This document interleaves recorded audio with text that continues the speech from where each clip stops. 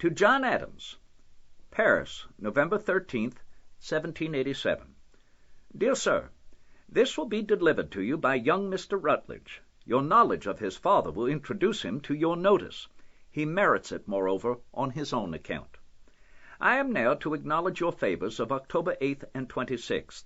That of August 25th was duly received, nor can I recollect by what accident I was prevented from acknowledging it in mind of September 28th.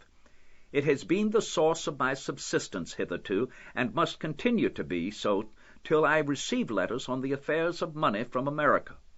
Van Straphorst and Willings have answered my drafts.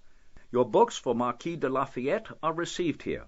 I will notify it to him, who is at present with his provincial assembly in Auvergne. Little is said lately of the progress of the negotiations between the courts of Petersburg, Vienna, and Versailles. The distance of the former and the cautious, unassuming character of its ministers here is one cause of delays. A greater one is the greediness and unstable character of the emperor. Nor do I think that the principal here, Brienne, will be easily introduced to lend himself to any connection which shall threaten a war within a considerable number of years. His own reign will be that of peace only, in all probability, and were any accident to tumble him down, this country would immediately gird on its sword and buckler and trust to occurrences for supplies of money. The wound their honor has sustained festers in their hearts, and it may be said with truth that the archbishop and a few priests, determined to support his measures beyond proud to see their order come again into power, are the only advocates for the line of conduct which has been pursued. It is said and believed through Paris literally that the Comte de Montmorin, pleurant comme un enfant, wept like a child when obliged to sign the counter-declaration. Considering the phrase as figurative, I believe it expresses the distress of his heart. Indeed, he has made no secret of his individual opinion. In the meantime, the principal goes on with a firm and patriotic spirit in reforming the cruel abuses of the government and preparing a new constitution which will give to this people as much liberty as they are capable of managing. This, I think, will be the glory of his administration, because, though a good theorist in finance, he is thought to execute badly.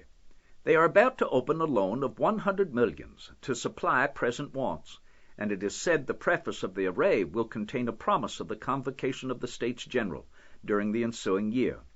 12 or 15 provincial assemblies are already in action and are going on well, and I think that though the nation suffers in reputation, it will gain infinitely in happiness under the present administration. I enclose to Mr. J. a pamphlet, which I will beg of you to forward. I leave it open for your perusal. When you shall have read it, be so good as to stick a wafer in it. It is not yet published, nor will be for some days. This copy has been ceded to me as a favor. How do you like our new Constitution? I confess there are things in it which stagger all my dispositions to subscribe to what such an assembly has proposed. The House of Federal Representatives will not be adequate to the management of affairs, either foreign or federal. Their president seems a bad edition of a Polish king. He may be re-elected from 4 years to 4 years for life. Reason and experience prove to us that a chief magistrate so continuable is an officer for life.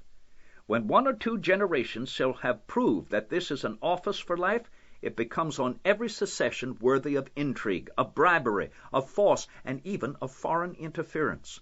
It will be of great consequence to France and England to have America governed by a Gallo-man or Anglo-man. Once in office, and possessing the military force of the Union, without either the aid or check of a council, he would not be easily dethroned, even if the people could be induced to withdraw their votes from him. I wish that at an end of the 4 years they had made him forever ineligible a second time. Indeed, I think all the good of this new Constitution might have been couched in 3 or 4 new articles to be added to the good, old, and venerable fabric, which should have been preserved even as a religious relic. Present me and my daughters affectionately to Mrs. Adams. The younger one continues to speak of her warmly. Accept yourself assurances of the sincere esteem and respect with which I have the honor to be, dear sir, your friend and servant, Thomas Jefferson. Postscript.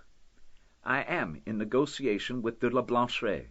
You shall hear from me when arranged.